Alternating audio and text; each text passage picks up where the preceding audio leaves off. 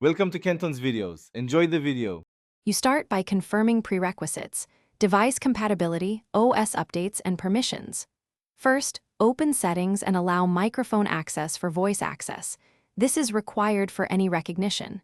Next, make sure the app/service is updated so recent fixes apply. If your setup uses cloud speech, verify internet connectivity. If you rely on offline speech, download the language files now.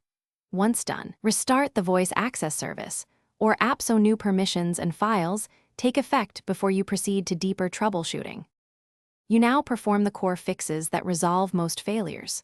First, inspect voice access settings, matching language, correct activation phrase, and preferred activation method. Mismatches block recognition. Then test your microphone using a voice recorder app to confirm clear input and set input gain if needed. Next, temporarily disable other accessibility tools or assistants that might intercept audio or hotkeys because conflicts commonly break voice access. After each change, relaunch voice access and speak a simple command to verify progress. You finish by solidifying the fixes and applying a decisive recovery path. Reboot the device to clear lingering resource locks, and if voice access supports voice training, run a quick retrain to improve recognition.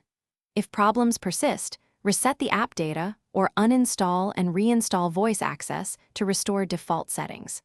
Make sure to re-grant permissions after reinstalling.